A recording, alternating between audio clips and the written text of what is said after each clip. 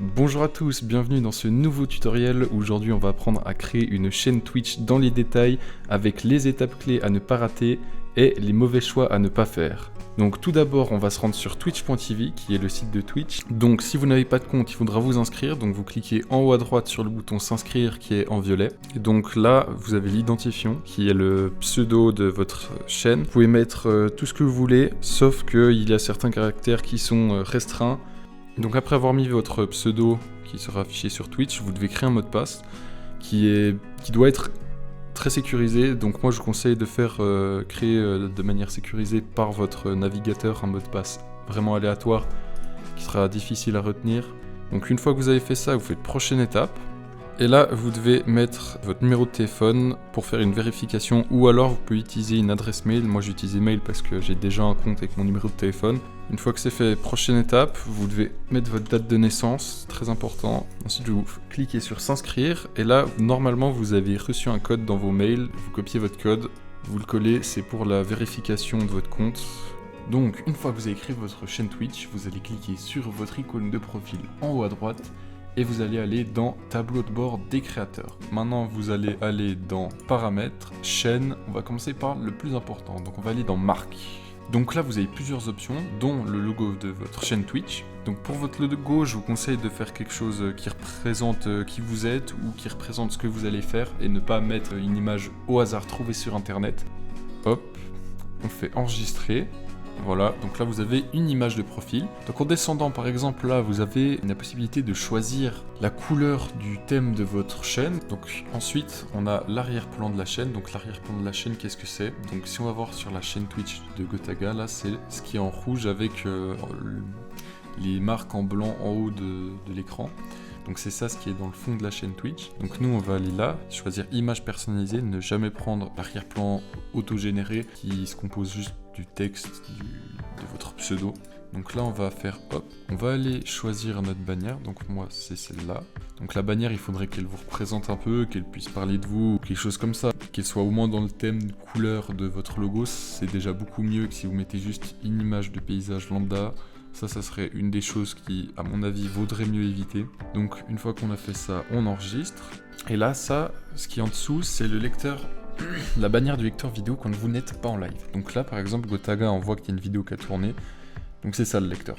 Lui, il a mis qu'il y a une vidéo qui tourne, mais nous, on va pas faire ça.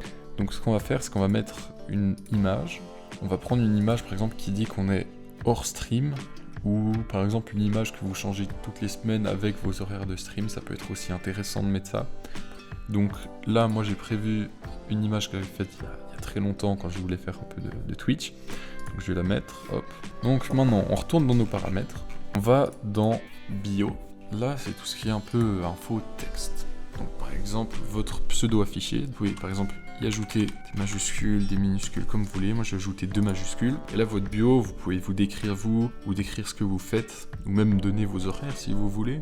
Quand est-ce que vous streamez, ou alors pourquoi vous streamez, ou des choses comme ça. Je vous déconseille de donner trop d'infos personnelles parce que au tout début on est des personnes pas trop connues. Donc ensuite titre du lien, donc ça c'est pour ajouter des liens. Donc par exemple vous pouvez mettre YouTube. Donc là il vous faut mettre le lien complet de votre chaîne YouTube, donc avec le HTTPS, tout ça. Si vous voulez mettre YouTube, vous pouvez mettre très bien Instagram, des choses comme ça. Donc moi hop, je mets le lien YouTube, là il est mis, je peux toujours le supprimer, le modifier au cas où j'ai fait une faute. Donc là si on va à nouveau regarder notre chaîne et qu'on actualise, voilà, on a un nouvel onglet YouTube qui est apparu juste ici. On va changer de catégorie, donc dans le panneau qui est à gauche là. Donc là on va aller dans flux, juste expliquer les points importants. Donc là on a juste la clé de stream, donc ça c'est très important, c'est une clé avec des caractères qui est unique, que vous mettez dans votre logiciel de stream pour que ça se connecte et que ça diffuse sur Twitch. Je vais pas vous faire un tuto, il y en a plein qui existent sur internet, c'est assez simple à comprendre. Et vous pouvez utiliser différents logiciels avec ça. Ensuite on a d'autres options pour par exemple activer les clips, qui est le fait d'enregistrer des moments clés de vos lives, ou encore de stocker les diffusions précédentes. Donc si vous avez fait un live juste avant, vous pouvez le stocker pendant une durée de 14 jours maximum. Ensuite on va dans modération, donc là on a certains paramètres que je vous recommande sincèrement d'activer. Donc déjà, bloquer les liens hypertextes. En gros, ça c'est dès que quelqu'un vient sur votre chat et poste une URL, le message ne sera pas envoyé, il ne pourra pas. Moi je conseille d'activer. Et là, dans vérification du chat, donc ça c'est qui pourrait écrire sur votre chat. Donc là, vérification de l'adresse mail, pour moi ça, je vous conseille vraiment de l'activer. Donc mettez toutes les personnes du chat doivent avoir une adresse mail vérifiée. Et vérification du numéro de téléphone, ça c'est comme vous le sentez, parce que pas tout le monde a forcément un téléphone ou un compte avec un téléphone. Je recommande de le laisser en désactivé. Ensuite là, dispense de vérification, donc c'est ceux qui, peu importe s'ils ont une adresse email vérifiée ou pas. Donc ensuite règle du chat, donc ça c'est un petit texte qui va s'afficher quand une personne vient sur votre live pour la première fois, il voudra écrire dans le chat. Vous pouvez mettre les règles que vous voulez. Ensuite on a d'autres options qui sont pas forcément les plus utiles, juste encore le mode réservé aux followers qui lui peut être très très utile. Donc si vous le mettez en 10 minutes, il faut que les followers suivent la chaîne depuis plus de 10 minutes pour pouvoir écrire dans le chat. Je recommande de l'activer aussi, ça évite les spams qui viennent s'abonner à votre compte juste pour pouvoir écrire dans le chat. Donc maintenant on va passer à quelque chose qui est assez important quand on stream, c'est le gestionnaire de stream. Donc c'est là où vous allez changer vos titres de stream, votre description, la notification de vos lives, tout ce qui touche à quand vous lancez le direct. Donc le titre, donc ça c'est le titre de votre live, donc ça serait le titre du live. Donc là vous pouvez personnaliser la notification de votre live, donc c'est ce que les gens vont recevoir par mail ou sur les notifications de leur téléphone s'ils ont activé le notif. En dessous on a la catégorie, donc ça c'est quelle catégorie on stream, par exemple un jeu vidéo, vous pouvez ajouter des tags, vous pouvez ajouter jusqu'à 10 tags.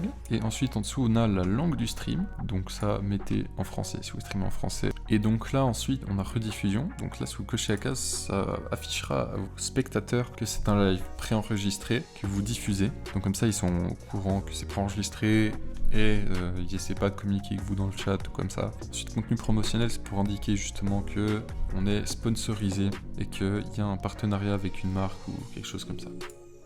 Donc là on fait OK, voilà on a notre titre et on est prêt à lancer notre live.